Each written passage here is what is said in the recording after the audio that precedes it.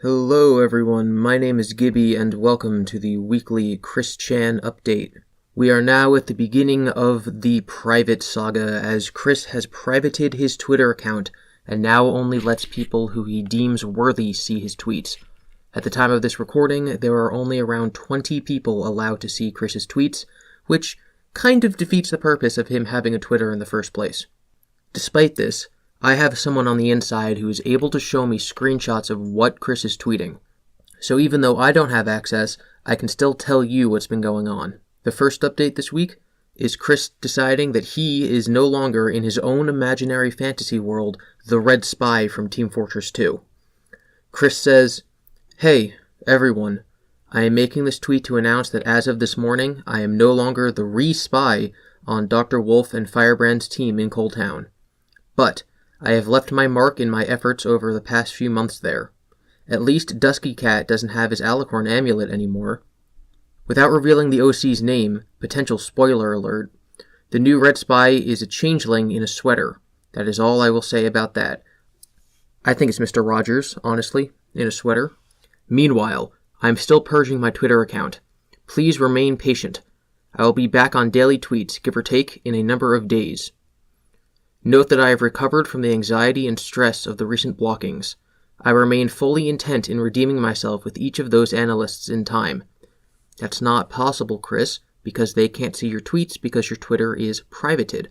Now, what I am hoping from this message, I'm hoping that Chris's current plan is to go through all 40,000 people that are following him, decide which ones should be allowed to follow him, and then unprivate his tweets after blocking everyone else.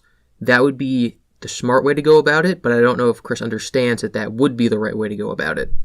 If that's the case, then the people he blocked could just make new accounts, or we could just not log into Twitter and still see his tweets, we just wouldn't be able to respond.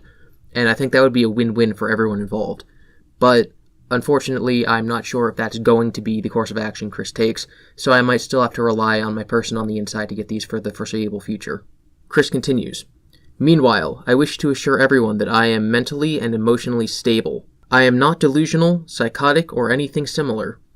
It remains a shame not everyone is able to see our sister dimension, and those from there who are here in our dimension right now. But that will be remedied very soon through the hands of fate and destiny. As you can tell from my wording, I am not acting on any Hulktastic rampage or any such impulsive emotions. Also, I have been made aware of my past behaviors, and I have learned from them, and have no intention of repeating any of those social mistakes or errors. That is all for now. Have a good and safe day, everyone. Lightning Heart Lightning. So Chris is once again affirming that he will not make the same mistakes he did in the past, and he actually won my bet from last week. Last week I said I gave Chris 1 week to not mess up again, and as far as I can tell, he didn't mess up again. Granted, he's not in contact with anyone, so I'm not sure if it even would have been possible for him to mess up, but he did it. So now I'm going to give him 1 month. I'm going to give him 1 month from today, which is Sunday the 17th of February, for Chris to not mess up. And if he can make it that long, then I will be truly proud of him. But I doubt it'll happen. Another Twitter user who was blocked by Chris says, @QuickSanchu, I was literally defending you against the trolls. Another user says, I think Chris is just blocking folks till the ones who blocked him unblock him. Chris actually responded to this. He said, as much as I would like to later tell the lie if my Twitter being compromised and the hacker blocking all of my followers, I shall reply to you. No, I am purging and starting fresh on the followers and allowing my trusted ally, that's the captain, to accept and deny followers on sorting out haters. And with that, I bid each and every hater and harasser to shut up. Then this person notes, Yikes, did you filter around 4,000 people? I thought you had something like 31,000 yesterday. And Chris said, 31.5 thousand followers, now down to 25,999. All that in a number of hours, repetitively hitting block down the list with my stylus while my phone rests horizontal on top of my laptop screen so I don't get a crick in my neck from looking down. So Chris I was wrong, I said 40 before, but it was actually 30,000 followers. And he's going down the list hitting block on the people he doesn't like. So hopefully eventually he will unprivate his Twitter once he has blocked everyone who is a hater, harasser, troll, bugbear, or whatever else he says. So that's actually all of the Chris Chan update that there is for this week, because he hasn't tweeted anything else that I have access to. But that does not mean that it is the end of Chris Chan content for the week. Last week I talked about the new documentary Beneath the Bridge by Smokey Chris, where he had put out the first episode, the introduction in his series, and now he's put out the actual first episode, which is about Sarah Hammer. This documentary is truly something special, and this first episode gave me a lot of insight and information into things I did not know about Sarah. In case you didn't know, Sarah was Chris's childhood friend. She's featured a lot in Sonichu, and she could actually be called Chris's first troll, because she did some rather disturbing things to Chris when he was a child that Chris readily admitted to the public, like tricking him into crawling down into their crawl space and then locking him inside. Chris thought that this was like friendly childhood playtime, but obviously she was trying to mess with him. And I think that that's both funny and very disturbing. The YouTube channel Last Terminal Network also did a video where they read out the emails between Chris and Megan around the time when they stopped being friends. This was after Chris drew a very disturbing and sexually explicit picture of him doing a sex act with Megan and posted it online himself. After that, Megan wanted nothing to do with him, but he tried to be in her good graces for a little while longer, and the emails between them are quite fascinating. I highly recommend that anyone go and watch that if they've never read through the emails themselves. And finally, one of my followers, based on an idea that another one of my followers had in my comment section, has created a petition to get Chris on Dr. Phil. The petition is on change.org, and I've linked it in the description, and it's Get Chris on Dr. Phil. We gotta send him to the ranch, guys. Chris Chan is low on money, and Chris Chan will need cash soon, but he can't get a job. So, if Chris Chan were to make it onto Dr. Phil, he could make some money from the show. It would also allow Chris to act like himself without hiding anything. It may also allow Chris Chan to receive the psychiatric help he needs. This could save his life from going homeless, and although he's not the greatest person, I don't think anyone wishes to see him dead. And then there's the address where people can send letters to Dr. Phil. At the time of this recording, it has 33 signatures.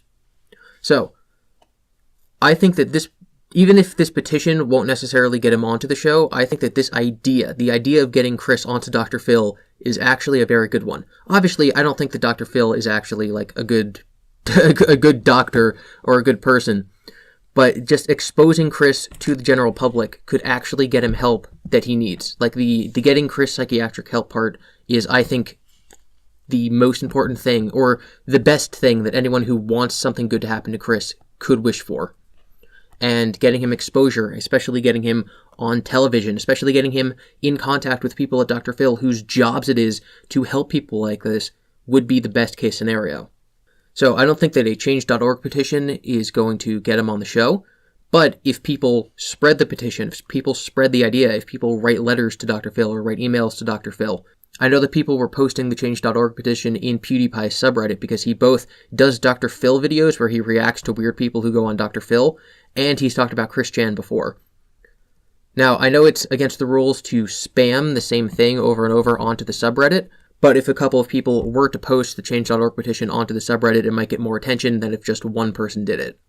I'm not saying to go do that, but if a lot of people happen to do it at the same time, it wouldn't necessarily be spam.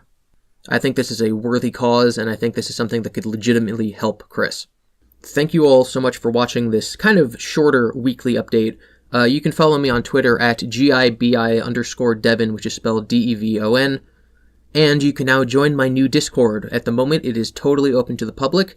There are things that you can do to get yourself banned, so don't do them. But there's going to be a link to the Discord in the comments of this video. It only works for 24 hours, so I'd get a move on that if you want to. And there'll also be a link on my Twitter account. I hope you all had a good Valentine's Day. And I hope you all like my new microphone. I know there were a lot of complaints about that. And my new mic is why there is no longer that annoying music in the background, because I don't have to cover over white noise. So it's a win-win for everyone. I've also started doing live streams. I have I have proven that my internet is capable of running a live stream of just myself talking with absolutely no video, but I haven't proven yet that I can talk on a live stream while also connected to a voice chat. So I'm actually going to be doing that hopefully very soon. If you want updates on that, you can follow me on Twitter. I will also be posting in the community tab when I'm hoping to go live so that more people can come and watch. And after that, if it works, if I can be on Discord and live stream at the same time, I know that's a lot to ask my Wi-Fi for, but if I can do both, then hopefully I can very soon start inviting my fans onto live stream so we can all talk about Chris together. Hopefully that'll come in the next couple weeks or so. So stay tuned for that.